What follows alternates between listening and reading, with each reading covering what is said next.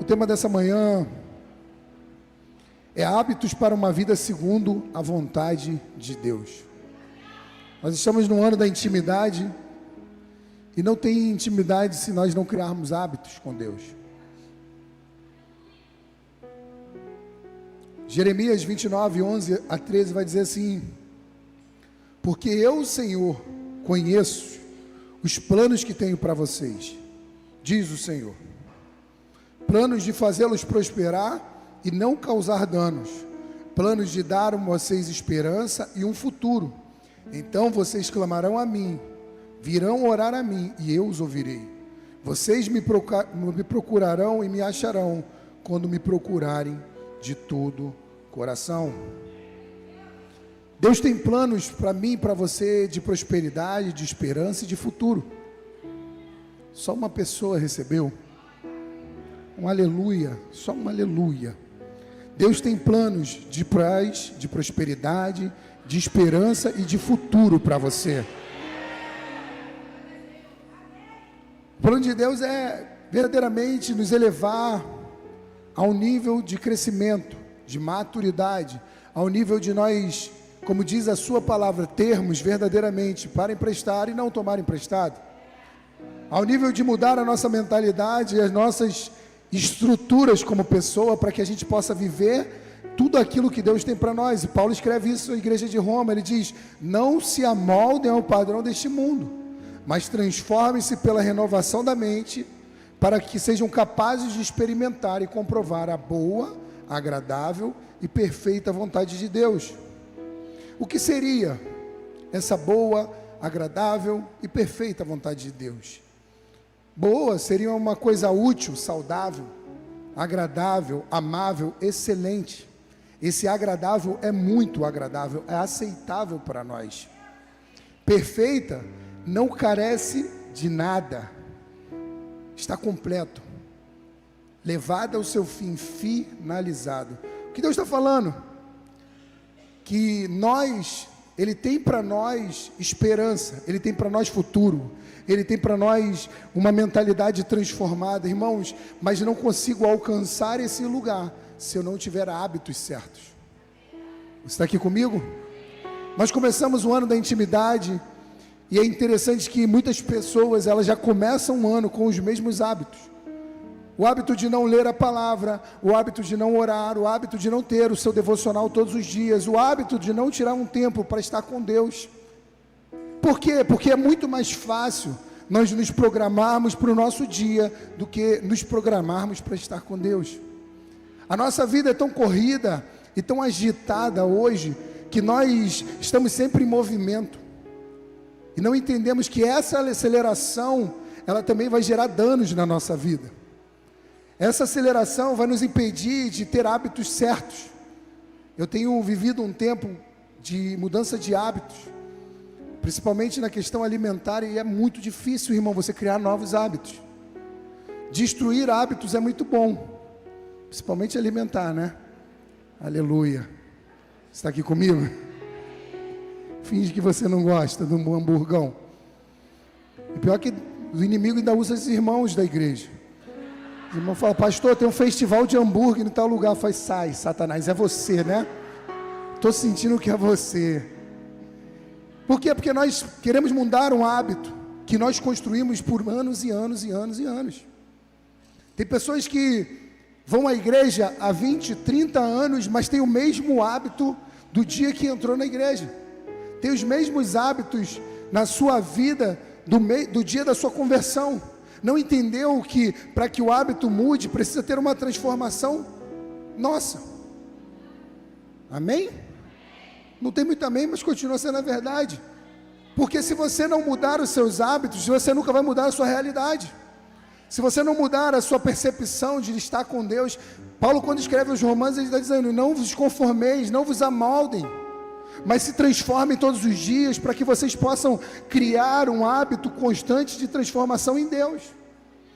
Existem muitos cristãos que já acostumaram aos maus hábitos. Quer ver alguns maus hábitos que nós temos como cristão? Não orar. Ah, pastor, hoje eu orei, hoje eu não lembrei de orar. Pelo mau hábito, você faz naturalmente. Pelo mau hábito, você, às vezes, passa 2, 3 dias sem sequer abrir a Bíblia. Pelo mau hábito, você não tem uma vida devocional. Se acorda pela manhã, já na agitação do seu dia, e esquece de sentar e estar com Ele. Isso é um cristão kamikaze, isso é um cristão suicida, irmão. Um cristão que sai sem orar, irmão, é um cristão suicida. Desculpe, irmão, você ainda não se converteu. Você precisa criar hábitos saudáveis para a sua vida espiritual. Assim como nós temos hábitos para a nossa vida secular, para nosso corpo, hábitos saudáveis para várias áreas da nossa vida, você precisa criar hábitos espirituais. Sabe por quê? Porque só Deus pode mudar a sua mentalidade. Só Deus pode esclarecer você naquele dia, te livrar dos problemas, te livrar daquelas dificuldades que você encontra toda semana, todo dia. Mas como é que eu vivo isso? Estando com Deus, tendo uma vida devocional, tendo hábitos saudáveis na questão bíblica. E eu vou passar alguns hábitos aqui, só que antes disso, o que é hábito? Olha para o teu irmão do seu lado aí e fala assim: o que é o hábito?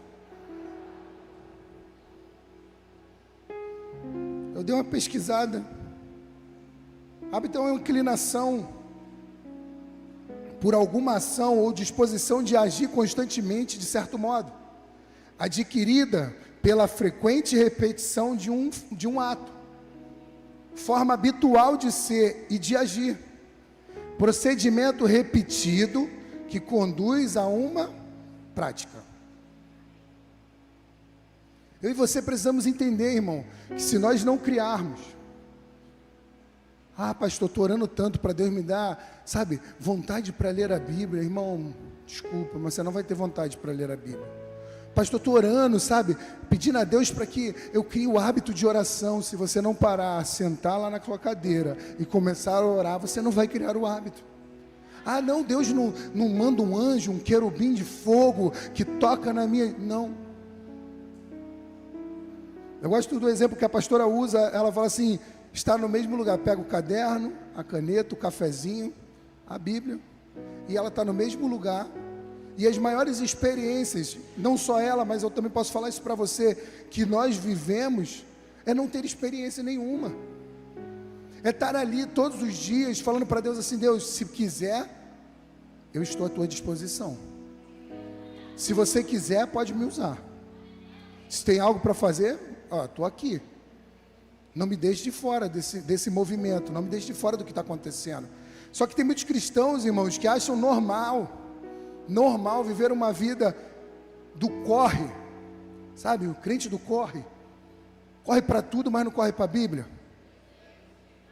Está sempre correndo, sempre agitação, mas nunca você vê aquela pessoa parando para falar da Bíblia, orando a Deus. Mas domingo, irmão, baixa uma unção de santificação. Pega a Bíblia no carro, 3 semanas sem ler. O manto vem, irmão. Ela vê querubim na igreja, ela vê serafim, ela vê os arcanjos. Aí você olha assim e fala assim: Deus poderoso, me ajuda, Jesus, dá sabedoria, Pai. Porque tem revelação para tudo, mas não para a vida. Porque as maiores revelações, irmão, Deus não vai dar para você entregar por corpo, mas Deus vai dar para você mudar a sua vida. Eu lembro que eu vou à igreja desde criança, mas quando eu me converti, isso deve ter uns 10 anos, porque aceitar Jesus é só o primeiro passo. Existe um processo de conversão. Você vai precisar caminhar todos os dias para que algo mude em você todos os dias. É um processo. Não é algo que acordei de manhã, nossa, ontem fui na frente, porque muitas pessoas, elas criam algo dentro delas, elas criam uma ilusão. Nós somos místicos, né? O brasileiro, as pessoas, elas são muito místicas. O brasileiro tem muito desse misticismo de todas as culturas que nos misturaram. E aí nós pensamos assim: quando eu vou na frente da igreja, reconheço Jesus, levanto minhas mãos, sabe, quando eu saio de lá, de repente vem uma amnésia espiritual, esqueço de tudo que eu fazia de errado, e a partir dali eu sou santo, santo, santo, santo. Só que é um processo de santificação. Todos os dias você vai precisar mudar a sua mentalidade. Todos os dias você vai precisar buscar mais de Deus. Todos os dias você vai precisar se santificar. Você está aqui comigo? Você está entendendo o que eu estou falando? Nós estamos trabalhando hoje só hábitos para uma vida com Deus, para ter uma vida transformada. Então vai ser constante a sua maturidade, o seu amadurecimento na palavra de Deus, na vida de oração, no teu entendimento cristão. Quer ver o que acontece muito hoje? As pessoas, não, me converti, mas agora, pastor, sabe, igreja não precisa frequentar. Para que igreja? Eu posso ser o crente em casa. Me dá um versículo do crente em casa aí. Se tudo é no corpo, se tudo é com a congregação, se tudo é com as pessoas. Pastor, mas pessoas são difíceis, é verdade, concordo. Mas sempre cabe mais um. Vem ser difícil com a gente. Você quer ir comigo? Vira para o irmão do seu lado e fala para ele: vem ser difícil com a gente, irmão. Por quê? Nós achamos que, e isso é natural do ser humano, a gente é binóculos, né? Aquele que aproxima. A gente tem um binóculos para ver o defeito dos irmãos, e para nós, a gente é uma cegueira, né? É uma tela. Para ver os nossos defeitos, a gente, não estou vendo. Vira para o irmão do seu lado e fala: te achou, né? Eu acho interessante, irmão, quando converso com pessoas nos corredores, no dia a dia da igreja, e é, mas o irmão é muito difícil. Eu olho assim e fico pensando: você não, né? Você é um anjo, né? Um querubim que caiu sem asa aqui, pá. Você conhece alguém assim? Não olha para o lado. Eu quero dar alguns pontos para que a gente possa criar hábitos para viver segundo a vontade de Deus, amém? Você quer? Então balança o irmão do seu lado e fala: acorda. Deixa para dormir mais tarde. Não faz igual as crianças do devocional, não. Mas eu gostei, bonito ver as crianças lá fazendo devocional, 5:30 da manhã, sonolentos. Para que eu e você possamos viver segundo a vontade de Deus, primeiro, desenvolva a prática devocional diária. Pastor, por que o senhor colocou um livro de devocional para a igreja toda fazer junto? Porque é para gerar uma prática diária. Para que a gente possa iniciar, porque a gente precisa de uma base às vezes para começar. A gente precisa de um apoio, de uma ajuda, de alguém para nos auxiliar, de alguém para nos ajudar a se desenvolver naquilo ali. E nada melhor do que um devocional pronto. Você senta, se você está fazendo esse devocional, você está criando um hábito. Quando você não tiver ele na sua mão, você vai sentar, vai pegar a sua Bíblia e você mesmo vai começar a desenvolver o seu devocional. Por quê? Porque é um hábito diário, é todos os dias. Pastor, não, mas eu faço um dia, pulo 5, eu faço um dia, pulo 3, eu faço um dia, esqueci, pastor, já parei. Por isso que eu envolvi toda a igreja nessa questão do devocional, porque para que todos de nós juntos possamos crescer, porque não tem intimidade sem uma devoção diária. Você se torna semelhante àquilo que você contempla. Vocês cantaram isso agora. Quanto mais eu te vejo, quanto mais te contemplo, mais semelhante a ti eu me torno.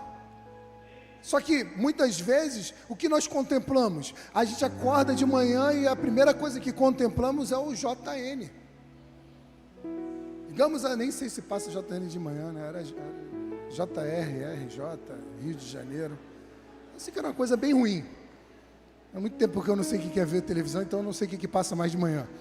Então, a primeira coisa que a gente faz é, liga no jornal. Vamos pegar as informações. Para que você quer informação? Você vai resolver os problemas? Não, está sem luz no bairro tal. Você vai lá ligar a luz? Faltou água você vai ligar a água? Não vai, então por que eu quero saber das notícias, irmão?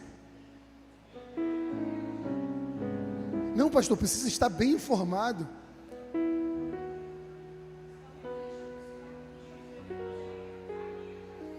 Ajuda, né? Ajuda, Jesus. Porque é nosso costume a gente já pegar as informações de tudo, menos de Deus.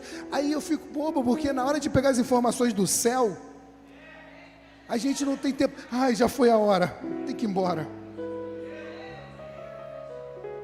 Sabe, desligue a televisão e se ligue na Bíblia.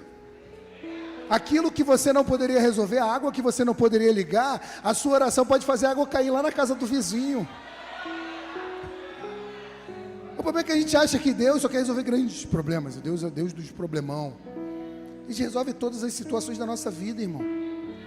Deus está cuidando de nós em cada detalhe. Vira para a pessoa do seu lado e fala assim: Ele está cuidando de você em detalhes.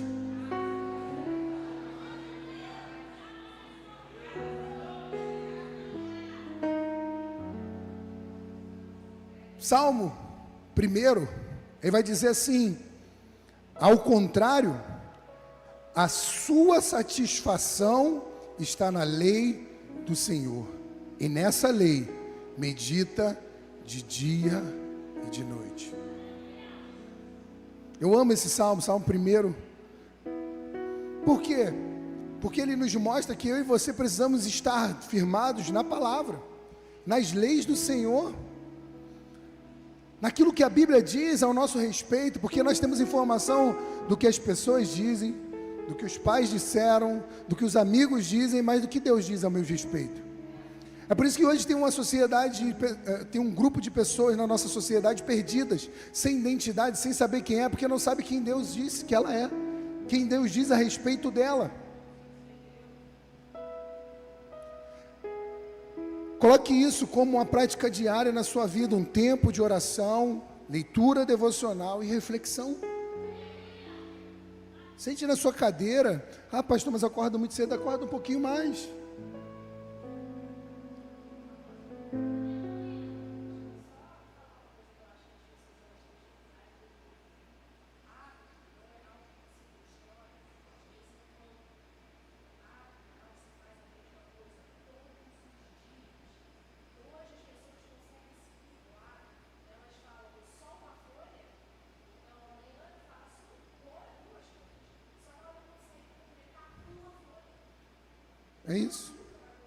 É isso, a pastora está falando, porque você pega o devocional, aí é uma folhinha, e aí você olha e fala assim: ah, meu Deus, é só uma folhinha, não, vou fazer logo 2, 3, para me adiantar amanhã e depois. Não, o hábito ele é criado todos os dias, quando você faz todos os dias a mesma coisa.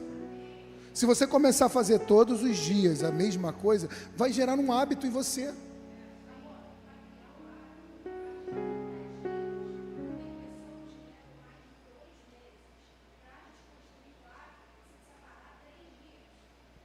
Então, falando é a nossa psicóloga. Não, mas é. Ela está falando, ela está estudando sobre isso. Ela falou, para construir um hábito, tem pessoas que demoram até 2 meses. 30 dias é mais ou menos a base. Mas tem pessoas que demoram até 2 meses. Só que para desconstruir um hábito, você precisa apenas 3 dias. Na verdade, para desconstruir um hábito, você precisa só de um hambúrguer. Nem 3 dias. Você chuta o balde, irmão. É isso. Muita verdade. Porque a gente demora para construir.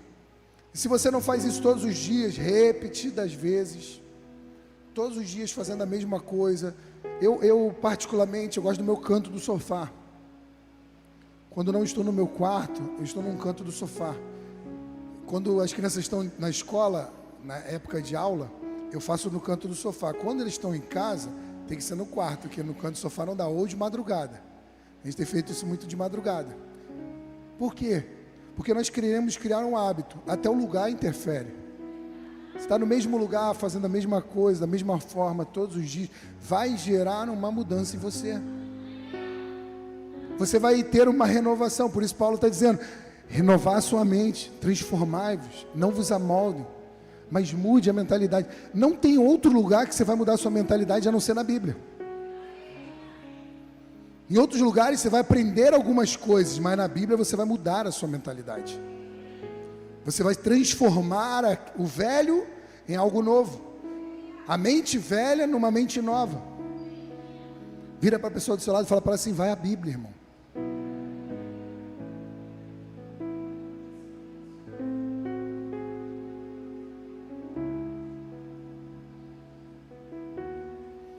E deixa eu te falar algo, irmão. A prática, ela vai te ajudar a aumentar a sua sensibilidade espiritual. Ela vai te dar discernimento e sabedoria para tomar boas decisões. E ela vai te ajudar a desenvolver a maturidade cristã. Por que hoje nós vemos tantos cristãos imaturos? Tantas pessoas imaturas. Não sabem lidar com as pessoas, não sabem lidar consigo mesmo, não sabem lidar com o corpo. Aí gera um cristão imaturo, por quê? Porque a falta de uma devoção diária, de uma prática constante, diária, ela gera nela uma imaturidade cristã. Quantas pessoas a gente observa no dia a dia, nos nossos ciclos de trabalho, de amizade, no nosso ciclo de igreja, tomando as decisões erradas, tomando as decisões ruins. Por quê? Porque não tem uma vida constante de oração, não tem uma prática constante de oração, não para ouvir a Deus, não pede a Deus discernimento, e aí vai tomando as suas decisões, e as decisões elas vão dar resultados. Uma hora você vai colher daquilo que você plantou. Salmo 119, 130 vai dizer assim: a explicação das tuas palavras ilumina e dá discernimento aos inexperientes. Anote isso aí para você não esquecer. Salmo 119 e 130, não foi eu que falei.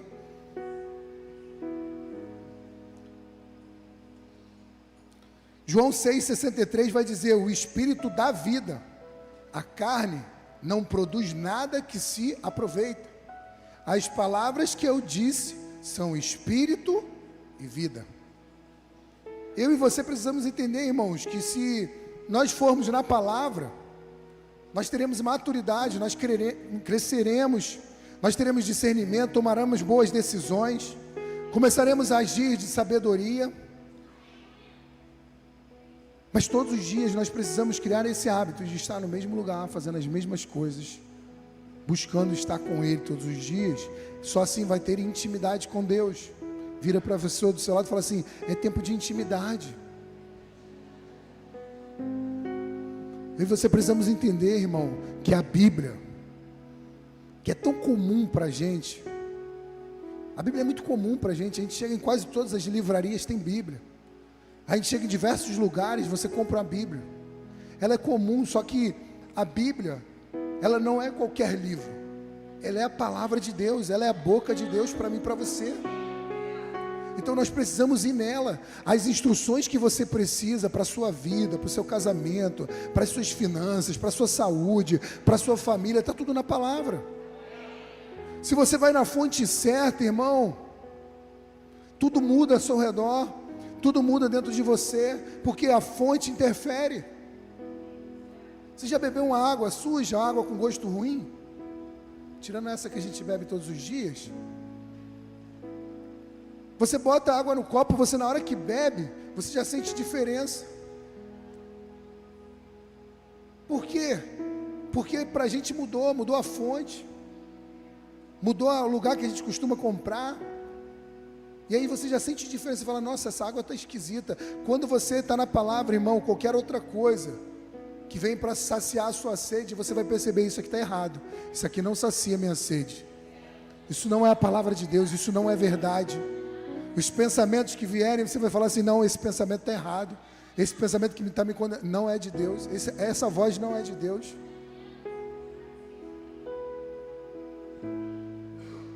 Segunda coisa, para viver segundo a vontade de Deus, tem alguém para quem prestar contas.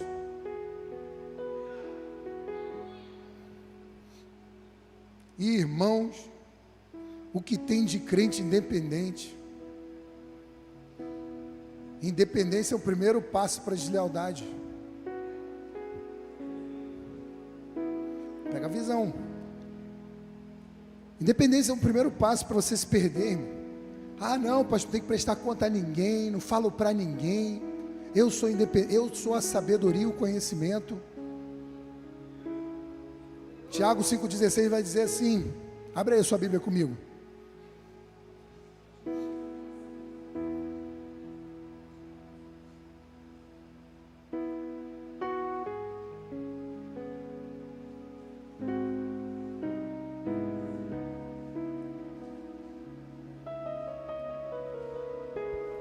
Diz assim, portanto, 5,16, portanto, confessem os seus pecados uns aos outros e orem uns pelos outros para serem curados.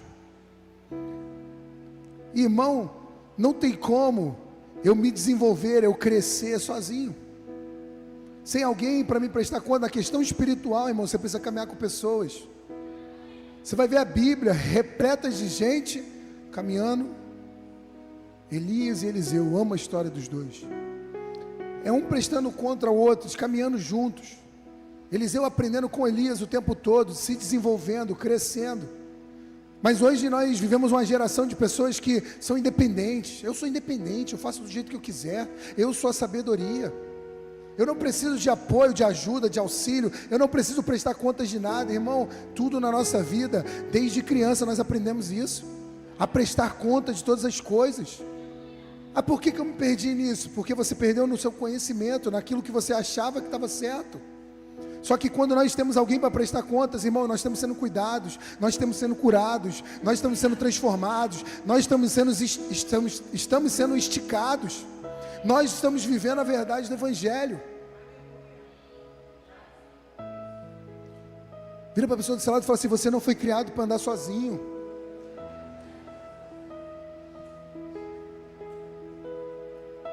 Eu acho interessante, irmão, quando eu falo dessa questão de prestar contas, porque eu vejo que as pessoas, elas começam a congregar na igreja, começam a caminhar, quer trabalhar no ministério, mas elas querem fazer tudo de forma independente. Eu não trabalho com pessoas independentes. Eu trabalho com pessoas que aprendem a se submeter, seja o primeiro líder, seja a minha liderança. Se você não sabe submeter a um líder que está acima de você, se você não sabe submeter na cadeia de liderança, irmão, você não serve para trabalhar comigo. Desculpe, mas não serve. Por quê? Porque nós aprendemos a caminhar debaixo de liderança, para ter conhecimento, discernimento, entendimento. Eu não faço nada, eu não movo uma palha sem antes conversar com o meu líder. Ah, pastor, mas o pastor te deixa à vontade. O meu pastor me dá total liberdade, ele tem total confiança no que eu vou fazer, mas eu não faço nada sem antes prestar conta a ele. Ah, mas você não, sabe por quê? Porque está debaixo de submissão, está debaixo de alguém ali, você está debaixo de um lugar de segurança. É por isso que a palavra vai dizer debaixo das suas asas. Só que muitos cristãos não querem estar debaixo nem das asas de Deus. Não, eu não preciso me envolver, eu não preciso estar, eu não preciso fazer, eu sou independente, eu sei, eu conheço, irmãos. Cuidado, isso pode te matar. É por isso que tem muitos cristãos feridos, é por isso que tem muitos cristãos afastados. Por quê? Porque rapidamente nós saímos da dependência para a independência. Rapidamente nós mudamos a nossa mentalidade e deixamos de prestar contas de coisas simples, de sentar e falar assim, pô, não estou conseguindo orar, estou passando por uma luta. Irmãos, ter pessoas boas do seu lado vai te trazer crescimento. Pessoas boas, relacionamentos saudáveis ajuda a gente a crescer no nosso relacionamento com Deus, irmãos. Bem simples, para você ter boas pessoas para caminhar. Se está te levando a Deus, show.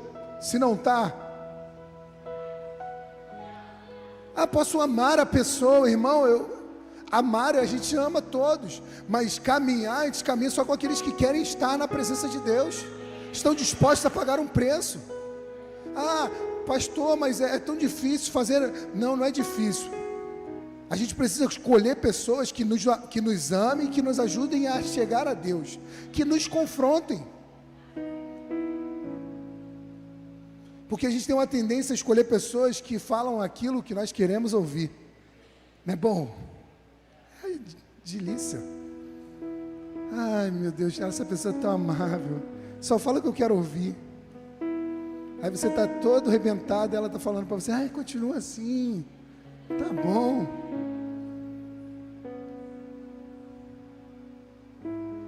Andar com pessoas maduras na fé, ajuda você a aprender com os erros e com os acertos dela. Quantas decisões nós estávamos para tomar e nós mandamos mensagem para o nosso pastor, ele falou, não é tempo, não faça isso.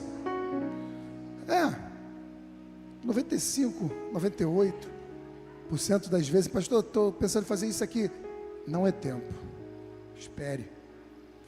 Primeiro momento a gente pensa assim, não, eu vou fazer. Aprendi, irmão, andar em lugar de segurança, ele fala que não é não. Aprendi com a minha mãe. Minha mãe falava assim, filho, não vai para a rua não, hoje não é dia. A minha mãe não me deixa me divertir, aí ela dava uma treguinha, eu rua, aí voltava com o braço engessado. Mãe, a minha irmã ainda falava assim, a minha mãe está jogando praga. Tu lembra, Nana? A Disse ainda jogava, falava, minha mãe está jogando praga, não quer que eu seja feliz. Quantas vezes, irmão, que a gente fazia o que ela falava para a gente não fazer e no final dava ruim. Alguém já fez isso aqui? Graças a Deus que eu não estou sozinho, irmão. E aí a gente vai aprendendo, não vou mais fazer, não vou cometer mais esses erros.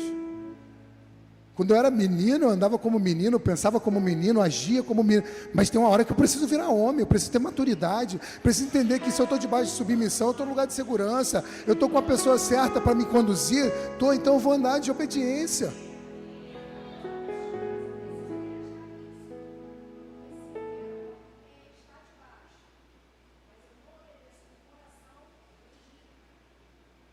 Isso. Porque muitos cristãos, irmãos, eles não entendem isso, esse princípio da submissão. Não, pastor, eu quero fazer, mas eu não faço de coração, então está debaixo de rebelião. Teu coração já está rebelde. Eu faço concordando ou não concordando. Submissão é concordando ou não concordando. A Bíblia vai dizer isso.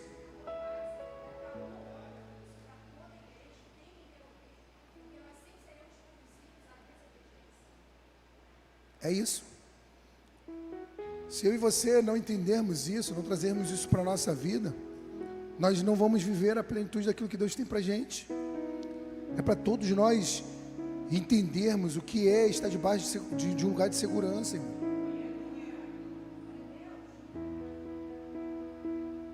Quando você e eu temos alguém para prestar contas, irmão, nós somos cuidados ali. Nós entendemos que o inimigo não vai mais nos aprisionar. Nos aprisionar por quê? Por causa dos nossos pecados ocultos.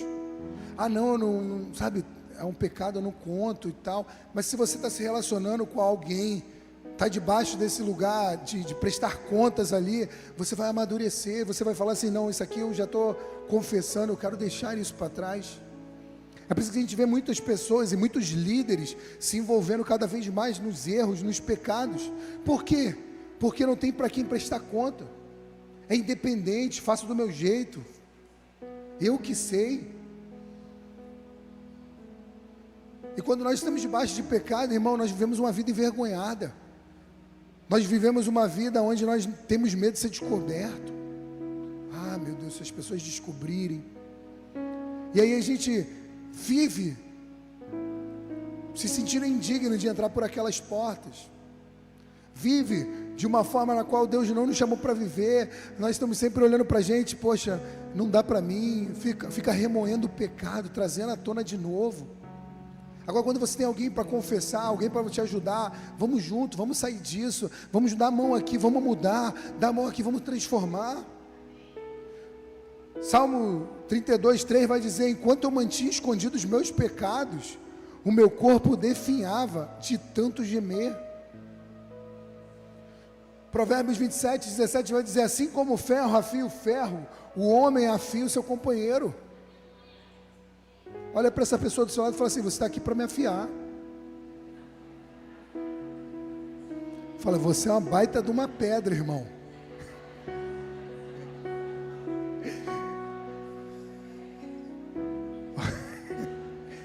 As mulheres olhou para o marido e falou: um pedrão.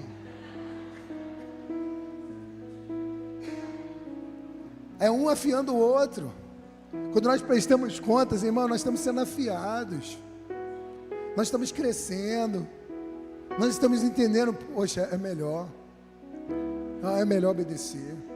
É melhor estar com alguém. É melhor caminhar com pessoas. É melhor mudar. Está aqui comigo? Terceira coisa para você viver segundo a vontade de Deus. Eu já estou quase encerrando.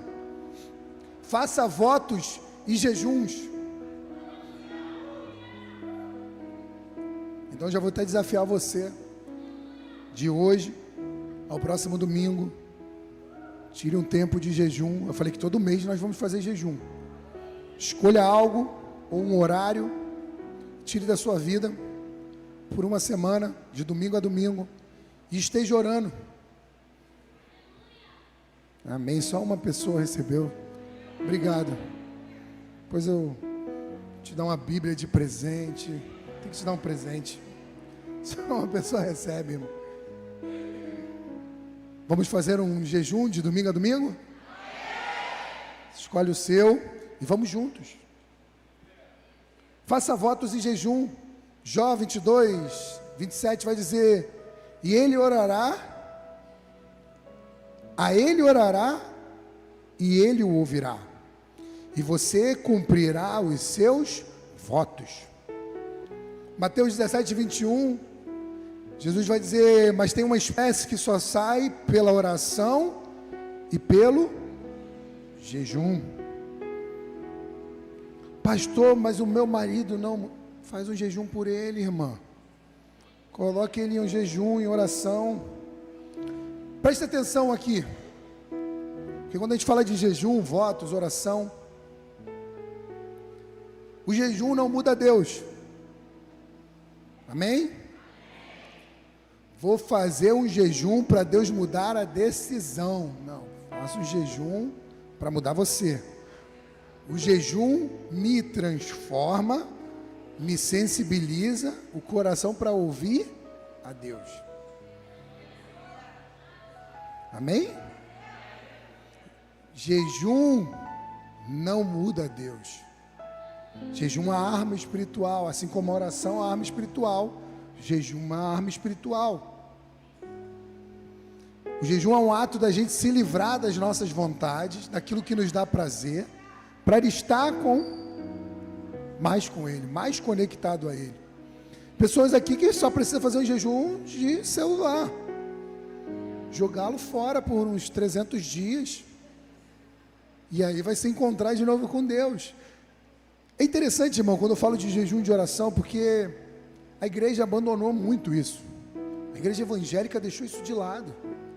Muitas igrejas pararam de usar como prática normal e constante na nossa vida. Por quê? Porque nos cansa, porque nos sacrifica. E não, Deus já fez todo o sacrifício. Sim, te salvou, te resgatou, está tudo pago. Mas eu preciso entender que para mim estar com Ele, eu preciso fazer a minha parte. Eu preciso me mudar, me transformar. O jejum vai transformar você. O jejum não transforma as pessoas, o jejum transforma eu e você. A W. Tozer, ele escreve algo sobre jejum, e eu quero ler com você aqui.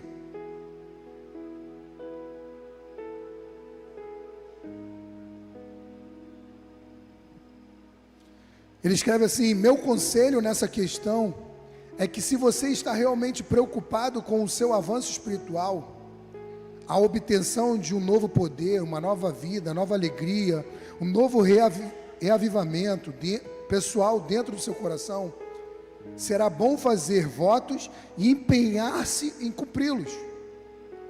Se você falhar, proste-se em humilhação, arrependa-se e comece novamente.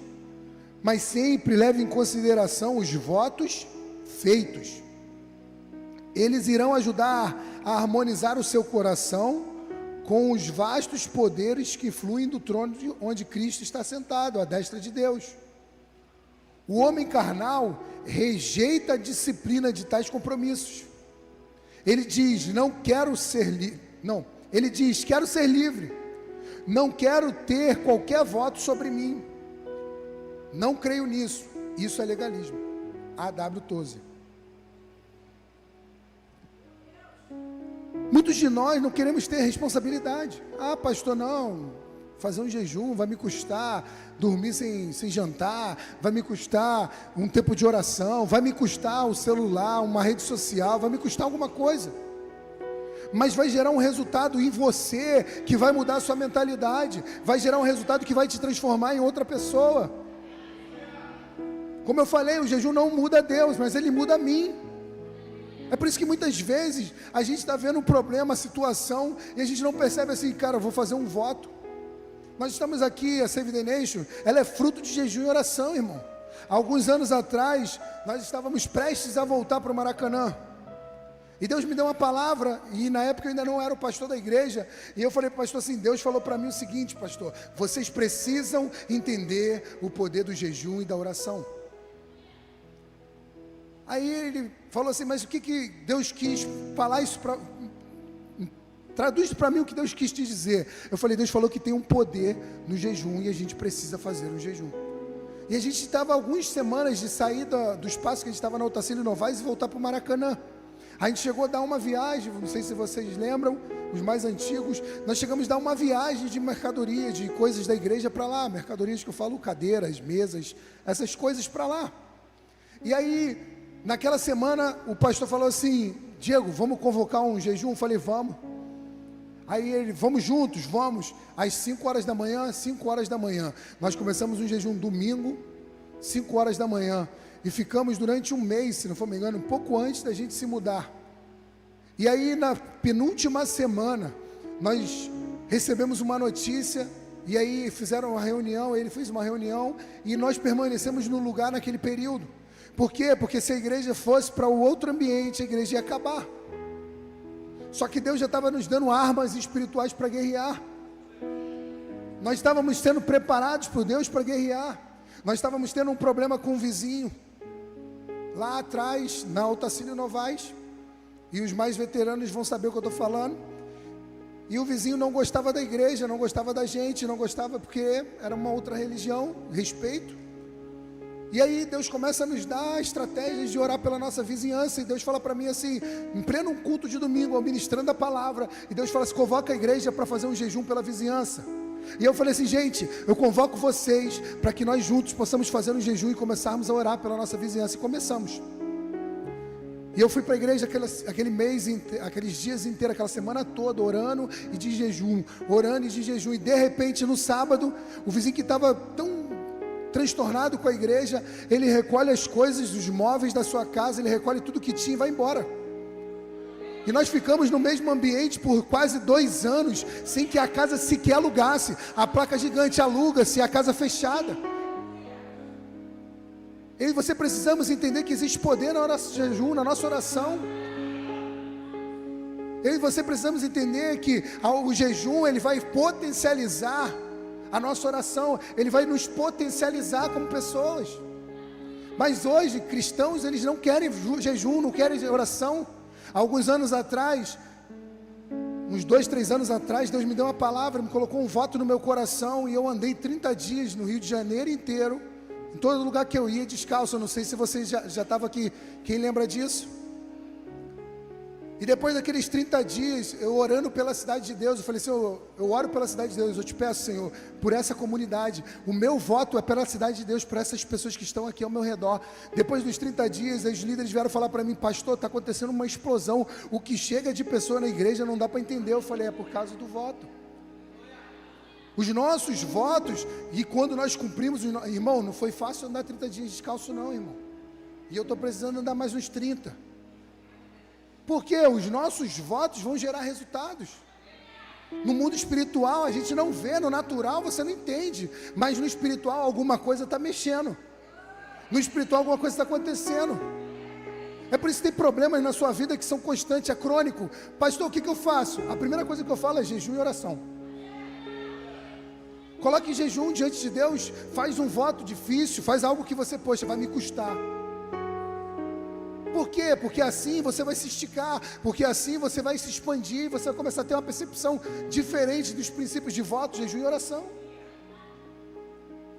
Para você realizar um voto, irmão, eu vou te dar algumas dicas, você quer? Primeiro, estabeleça o propósito do voto. Eu acho que tem um livro do pastor Fabiano Ribeiro, lá na livraria, Votos, se não for me engano é só Votos o nome, fantástico. Pastor Fabiano, desce tudo no meio que você faz um voto, irmão. No jantar, as pessoas tudo bem arrumadas, eu todo bem arrumadinho e descalço. Aí o pessoal já chegava e fazia assim, ó. Aí uns perguntavam para o outro, por que ele está descalço? Por que ele está descalço? Aí aqui, está todo mundo perguntando por que ele está descalço. Deixa eu descalço, amor.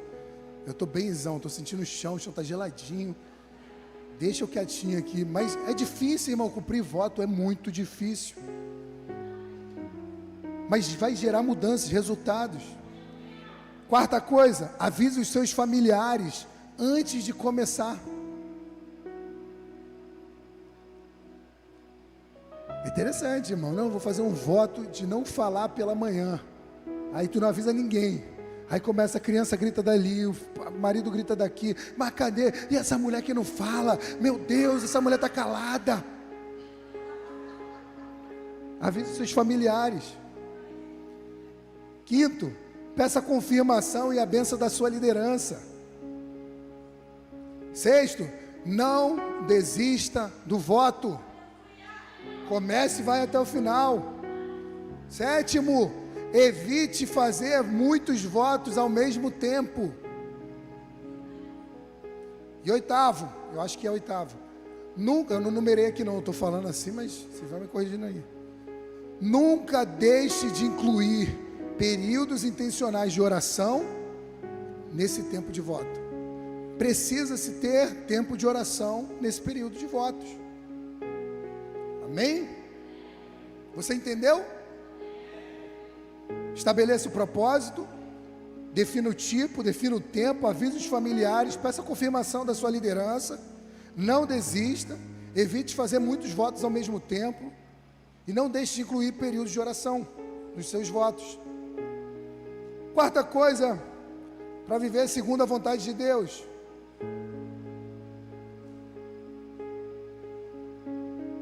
seja fiel dizimista e ofertante generoso. Nós lemos Malaquias, e está lá em Malaquias 3, 8 a 11. Eu vou resumir aqui.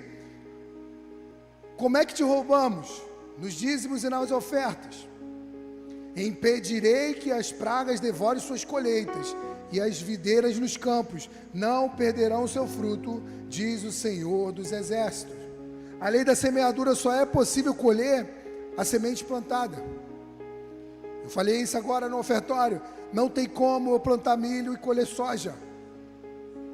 Tu conhece alguém que planta milho e colhe soja? Se conhecer, vamos orar. Não está puro. Ou seja, se eu quero colheitas financeiras, eu preciso apresentar sementes financeiras. Pastor Carlos está ali atrás. Pastor Carlos, no desafio do terreno, ele fez uma semente generosa. Você sabe, ele testemunhou aqui no altar, não estou falando nada além do que foi testemunhado aqui. E aí, Pastor Carlos falou assim, eu não tenho recursos, mas eu vou cancelar o projeto, que ele tinha um projeto de ser pago um plano de saúde para ele, pela empresa que fechou por 2 anos. Ele recolheu esses 2 anos, pegou a semente, o dinheiro todo, ficou sem plano, ele e a casa dele, pegou o dinheiro e fez uma semente generosa. 2 meses, não chegou 2 meses não, chegou? Depois, chegou a 2 meses, Magui? E aí ele fez essa semente, e aí 2 meses, menos de 2 meses, ele recebe uma proposta de emprego, para ganhar o dobro quase que ele ganhava no antigo trabalho, com um plano de saúde muito melhor do que ele tinha, e outros benefícios mais que ele ganhou. E aí ele falou assim: pô, pastor, tá para sair e tal. Eu falei: fica tranquilo que vai sair, porque a sua semente já abriu os céus. Existem as resistências naturais, agora vamos só orar e entregar a Deus, porque vai sair. De repente ele começou a trabalhar, ele começou a viver aquilo pela semente generosa, pela uma mudança de mentalidade. E quantas vezes a gente sentava junto e eu falava para eles assim: vocês precisam entender o poder da semente, precisam entender a semente que vai transformar. Não são sementes apenas ofertas, apenas dízimos, porque tem muitos cristãos que vivem uma vida dizimistas. Não, graças a Deus, irmão, você já está cumprindo o princípio. Só que o dízimo, ele repreende a praga, ele repreende o devorador, ele repreende aquilo que rouba a sua mentalidade. E aí você começa a se envolver numa semente, na semente do que? Da oferta. E a oferta, ela vai expandir o seu entendimento, vai expandir o seu crescimento, seja financeiro, pessoal. E aí o que vai acontecer? Você vai começar a participar com sementes generosas. Pastor Ken falou de Robert Morris, é assim que fala? Robert Morris. E o pastor Ken estava falando aqui no altar, antes da gente comprar o terreno, vocês lembram disso? E aí ele falou assim: esse homem era um pastor de uma igreja, e ele passando por apertos e dificuldades, e ele falou para Deus assim: eu vou ser o maior dizimista da minha igreja, eu vou ser o maior ofertante dessa igreja, eu vou pagar programação de rádio, televisão. E ele começa a fazer um voto, e através daquilo que Deus vai começar a fazer na vida dele, ele começa a prosperar. E ele escreve algo em um dos seus livros, eu quero ler para você, porque eu precisei trazer aqui. Ele diz assim: observei que aqueles que chegaram ao primeiro nível, geralmente, passam para o próximo. Vamos lá, está falando de dízimo. Aqueles que chegaram ao primeiro nível, o nível do dizimista, eles sempre passam para o próximo. Por quê? Porque o dízimo retira a maldição e abre as janelas do céu sobre nós. Portanto, se começarmos a dar o dízimo, é muito provável que comecemos a dar ofertas conforme o Senhor nos direcionar. Mas alguns chegarão no nível da oferta extravagante, como Davi, ao ofertar para a construção do templo. Na Bíblia, esse padrão de oferta não é uma exceção. Na realidade, é um padrão que devemos adotar e que sempre será notado por Jesus. Desenvolva, irmão, a disciplina espiritual, o hábito de ser dizimista. E você vai começar a perceber que as coisas vão começar a esticar em você. Eu sou fiel no pouco, sobre o muito eu estou dizendo para Deus assim: Ele pode me colocar. A Bíblia vai dizer: se tu fores fiel no pouco, sobre muito te colocarei. Mas primeiro precisa ter um passo de início, um passo de começo, um passo de mudança, o passo de uma mentalidade transformada. Por isso eu falei aqui para você: se eu não mudo a minha mentalidade, eu não mudo a minha realidade. E só quem pode mudar a minha mentalidade é a palavra. Por que um crente resiste tanto em ser dizimista? Porque ele não lê a palavra. Porque quando ele começa a ler a palavra, ele vê quantas bênçãos o Senhor tem para ele. E quando ele começa a olhar as bênçãos que o Senhor tem, ele começa a mudar a mentalidade: eu preciso fazer parte disso. E com a minha fidelidade eu estou abrindo portas, eu estou repreendendo o devorador, eu estou mudando a mentalidade, eu estou mudando a realidade. Pastor, mas quantas vezes a gente semeia e não vê a colheita? Mas a semente está na terra. Uma hora ela vai dar frutos, uma hora vai acontecer. Agora, preste atenção. A gente planta uma semente, e muitos de nós já plantamos uma semente esperando colher. Eu acho que o milho é um dos mais rápidos, né, para crescer. Eu não sei, mas o milho, a base de 3 a 4 meses, você já está colhendo milho. E eu tive essa experiência com um tio meu, lá em Minas. Fui lá visitá-lo, e aí plantamos um terreno inteiro de milho. E é interessante que a gente que nunca plantou nada, a gente pensa assim: amanhã de manhã eu vou acordar, já tem um broto desse tamanho, né? Uma mentalidade, né? Uma pessoa criada na cidade, ele tem uma certa mentalidade. Muitos de nós, tem muitas pessoas aqui, os jovens nem sabem de onde vem o feijão. De onde vem o feijão? Ah, lá do mercado, ali do supermarket. Se tu perguntar, aqui do lado, o feijão vem dali, ó. Porque não sabe como funciona a plantação, a sementeira, a colheita. Mas eu fui lá passear e plantei esse terreno com ele de milho. Por acaso, 3 meses e meio, 4 meses depois, eu fui visitá-los, fui passear de novo lá. E aí quando eu chego lá, o que ele estava colhendo? Milho. Mas foi uma semente plantada 4 meses antes. Você entende? Tem coisas que você nunca plantou lá atrás, por isso você não está colhendo hoje. Agora, se você começar a plantar hoje, você vai colher na frente. Só que isso é uma mudança de mentalidade. Ah, pastor, eu quero colher. Irmãos, vou ser sincero para você. A Bíblia diz que Ele já deu semente para aqueles que querem semear. Esse mesmo Robert, ele começou a semear nos botões da sua camisa. Porque não tinha dinheiro, mas eu tinha os botões da minha camisa. E toda a camisa dele faltava um botão. Por quê? Porque eu estava disposto a mudar a minha mentalidade, a mudar a minha realidade, com o que eu não tinha e com o que eu tinha. E aí eu observei que nós plantamos, mas tem um processo para o crescimento, tem um processo para a colheita. Só que nós somos muito acelerados, irmão, nós queremos 100 por 1 ontem. Tem gente que traz o dízimo no primeiro mês, aí já fala assim, mês que vem já vai ter um aumento. Aí traz no segundo mês, já fica pensando assim, e agora, onde vai vir? De onde vai vir? Aí no terceiro mês já não vou levar mais não, sabe por quê? Não está acontecendo nada. Eu falo para você, irmão, eu tenho visto, e eu tive uma experiência com Deus há uns meses atrás, em algo que eu fiz, e Deus falou assim para mim, isso aí não são sementes de agora, isso são sementes do teu passado. Por quê? Porque as sementes do meu passado eu estou colhendo no meu presente, e as sementes do meu presente eu vou colher no meu futuro. Só que nós não queremos colher ontem o que plantamos ontem mesmo. E eu uso o exemplo desse tio, que ele plantou um pé de manga. Mais de 10 anos atrás ele plantou um pé de manga. E o pezinho de manga dele está lá. E ano passado, ano retrasado, meu pai, acho que foi ano retrasado, meu pai esteve lá e falou assim, Diego, tu não vai acreditar. O pé de manga que teu tio plantou há 10 anos, deu a primeira manga. E aí a nossa mentalidade é, eu plantei, eu preciso viver, eu plantei, Deus tem obrigação. Não, eu plantei para que no futuro eu possa colher. E se eu não colher, pastor, meus filhos colherão. Há 4, 5 anos atrás, meu tio faleceu. Quem está comendo dos frutos? A gente que ficou. Por quê? Porque alguém ousou plantar. Porque quando alguém ousa plantar, alguém está pronto para colher lá na frente. Sabe o que eu aprendo quando eu falo de dízimos e oferta? Eu aprendo que à medida que eu vou semeando no meu caminho, eu vou preparando o meu futuro.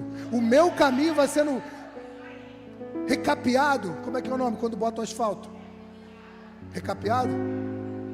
Asfaltado? Asfaltado é. O meu caminho vai sendo preparado lá na frente. Então eu estou semeando aqui, mas eu estou andando em terra seca, pastor. O chão está duro, a terra está seca. Mas vai chegar uma hora que você vai pisar em asfalto liso. Você vai falar assim, valeu a pena. A semente colheu, o fruto nasceu, as coisas abriram, aconteceu.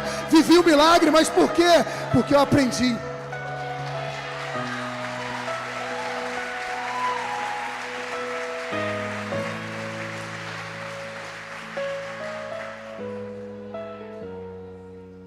Sabe qual a grande dificuldade nossa? É que nós só vemos a terra seca.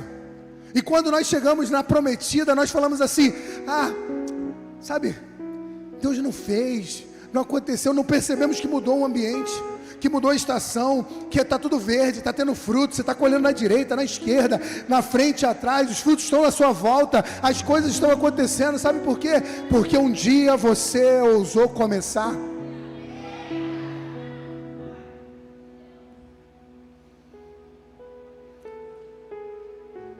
Acesse, irmão, tome posse, adquira o padrão do céu para suas finanças. A herança de Cristo é destinada a você. Você precisa acessar esse lugar, você precisa tomar posse disso, você precisa mudar essa mentalidade. Eu poderia ficar aqui falando horas de dízimos e ofertas, de quantos milagres eu já vi Deus fazer. Mas sabe o que eu entendo? Que só posso experimentar aquilo que eu estou disposto a pagar preço. Eu só posso experimentar daquilo que eu estou disposto a pagar um preço. Nós, como igreja, experimentamos milagres. Aleluia, pastor, mas Deus só faz para a igreja. Não, Deus faz para a igreja, para o CNPJ, Ele vai fazer na sua vida, no seu CPF. É o mesmo Deus que age. E eu falei isso aqui uns meses atrás, quando eu falei assim, eu tinha muita dificuldade, eu via os milagres de Deus na igreja, mas não acreditava que Deus podia fazer na minha vida. Aí a gente acorda de manhã, a gente vem para a igreja, chega aqui e fala assim, pô pastor, a igreja tem ar-condicionado, lá em casa está sem ar. Deus, o Senhor deu para a igreja, o mesmo Deus que deu para a igreja, vai dar lá para a minha casa. Eu creio, Senhor, no milagre nas minhas finanças, eu creio na minha casa, eu creio na prosperidade, nas portas abertas. Pastor, tem um telão de LED. Quando botamos o telão de LED, escandalizei os irmãos. Pastor, igreja de comunidade. Igreja de comunidade. Quem te falou que existe igreja de comunidade? Isso aqui é o templo do Senhor, irmão. Isso aqui é a casa de Deus. Isso aqui precisa de excelência, melhor de tudo. Já falei, isso aqui vai ter telão de LED para tudo quanto é lado, corredores. Você vai entrar aqui, isso aqui vai estar tudo iluminado, irmão. Por quê? Porque eu creio no Deus de prosperidade. Pastor, mas está pregando? Não, eu creio no Deus que prospera.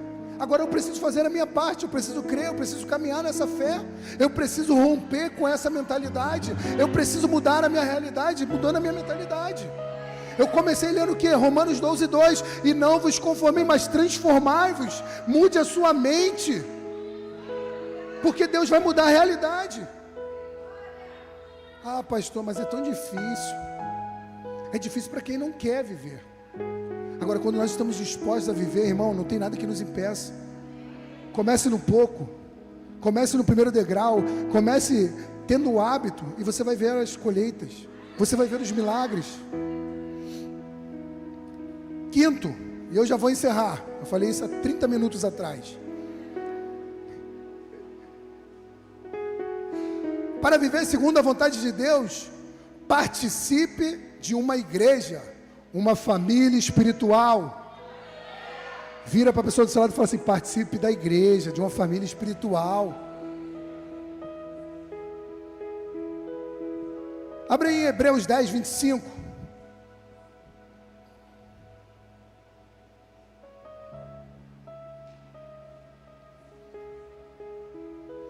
Diz assim, Hebreus 10:25: não deixemos de reunir-nos como igreja, segundo o costume de alguns, mas procuremos encorajar-nos uns aos outros, ainda mais quando vocês veem que se aproxima o dia. Irmão, o que temos vivido nesse tempo? As pessoas, elas têm deixado de se reunir como igreja.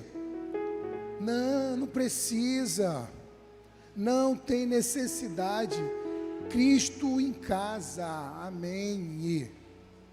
A palavra diz aqui: procuremos encorajar-nos. Pastor, o pastor me encorajou, o pastor deu a palavra. Agora procure encorajar o pastor, porque é nós, é um encorajando o outro, é o corpo de Cristo, é uma família. É uma família espiritual, é um encorajando, é um ajudando o outro, é um fortalecendo. Viu que o irmão está desanimado? Vamos embora, irmão, vamos para cima, não para, não desanima, não desiste, não esmurece. Somos uma família espiritual, porque é muito bonitinho, irmão, de chegar aqui e cantar: somos corpos, assim bem ajustado, total. Aí quando sai da porta não fala com ninguém. Que corpo ajustado é esse, irmão? Isso é um corpo bem desengonçado.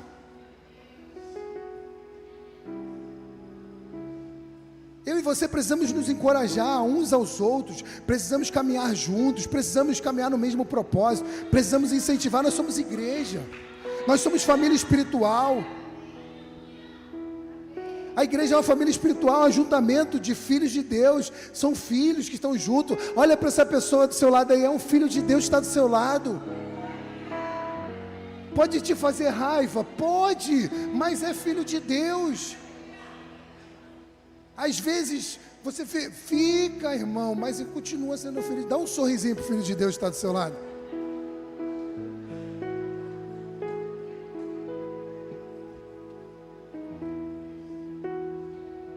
A igreja nos ajuda a desenvolver um senso de pertencimento, a fazer parte de algo maior.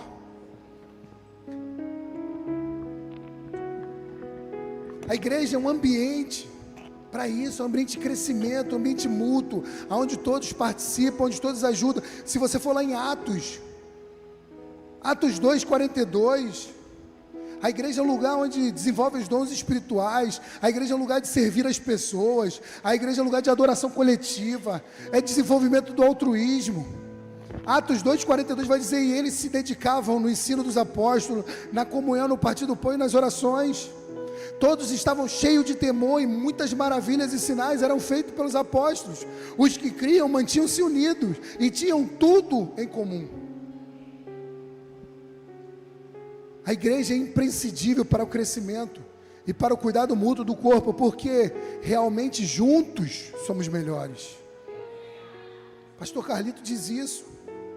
A igreja não é um lugar para se frequentar, irmão. Frequentar, você frequenta o shopping, você frequenta o cinema, você frequenta a academia, você frequenta a faculdade. A igreja é um lugar de pertencer, ser parte dela, ser família. A igreja é um lugar de pertencimento, é um lugar de adoção, é um lugar onde nós sentimos parte. Eu falo isso porque a igreja nos traz crescimento na mentalidade. E irmão, vocês não sabem quanto esses meninos aqui do louvor, meninos e meninas, estão crescendo. Eles vão lançar o primeiro single próprio. Ali, ó. Por quê? Já está tudo pronto. Eles vão marcar aqui uma gravação aqui dentro. Eu quero a igreja toda aqui em volta. A gente fazer bastante bagunça. Sabe por quê? Pergunta a eles, alguns anos atrás, se eles tinham na mentalidade de viver isso.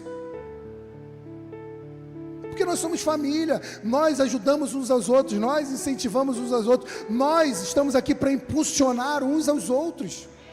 Isso é corpo de Cristo. Isso é igreja. E eu termino com Efésios, e eu gostaria que você abrisse.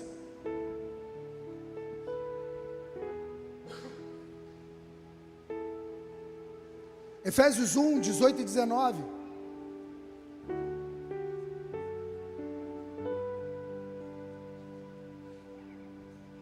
E Paulo vai dizer à igreja de Éfeso o seguinte: oro para que os olhos do coração de vocês sejam iluminados, a fim de que vocês conheçam a esperança para a qual Ele os chamou, as riquezas da gloriosa herança dele nos santos, e incomparável grandeza do seu poder para conosco, os que cremos, conforme a atuação da sua poderosa força.